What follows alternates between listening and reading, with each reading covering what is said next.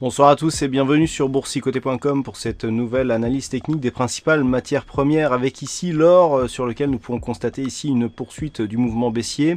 Hier j'attirais votre attention sur le fait qu'on avait cassé ici cette zone des 1259 et que l'on pourrait ici remonter ici, je dirais avec l'aide d'un rebond technique, valider cet ancien support comme zone de résistance. Et bien ce n'a pas été le cas puisque on a continué ici et on a même marqué un nouveau plus bas significatif en enfonçant une deuxième fois ici la bande de Bollinger inférieure. Alors la configuration reste baissière. J'avais attiré aussi votre attention sur l'éventualité d'une rupture ici de ce support oblique. Alors attention, nous n'avons pour l'instant que deux points significatifs. Donc si les cours viennent ici au voisinage de cette zone, la rupture ne sera pas, on ne pourra pas interpréter une rupture au point près. C'est-à-dire qu'on a une marge d'erreur ici sur ce support oblique. Il faudra attendre qu'il y ait au moins un rebond technique pour constater un point bas significatif. Donc pour l'instant, on est toujours dans une dynamique haussière tant que l'on évolue à peu près au-dessus de ce support. Par contre, en cas de coupure, enfin de cassure franche ici de ce support oblique haussier, eh bien, il y aura un signal de retournement de la dynamique qui est pour l'instant haussière.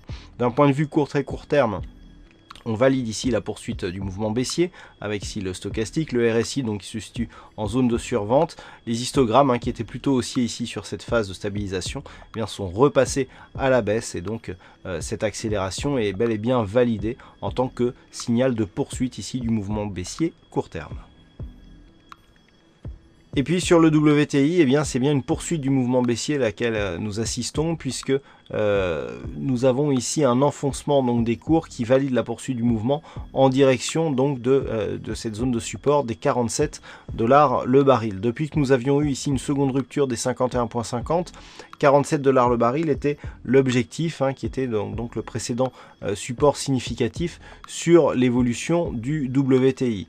Donc actuellement on est très proche de ce niveau et comme on peut le voir ici sur cette vue, eh bien nous avons une possibilité ici de figure chartiste qui en cas de cassure directe de ce niveau des 47,05 eh bien pourrait nous donner les objectifs assez bas puisque nous aurions une amplitude ici moyen terme à reporter sous ce niveau pour avoir l'objectif de ce mouvement baissier.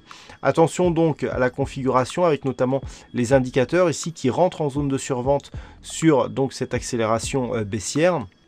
Cela dénote une conviction baissière assez forte ici sur ce mouvement et notamment suite à cette stabilisation donc aux alentours des 49 $ le baril. Le fait que l'on accélère ici valide un contact assez, je dirais assez probable, mais c'est surtout une cassure qui nous donnerait des signaux baissiers moyen terme assez importants.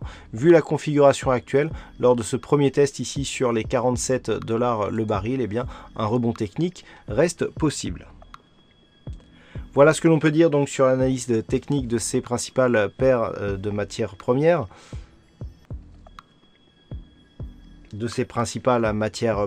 Passez de bons trades et on se retrouve dès demain pour d'autres analyses techniques toujours sur le site boursicoté.com.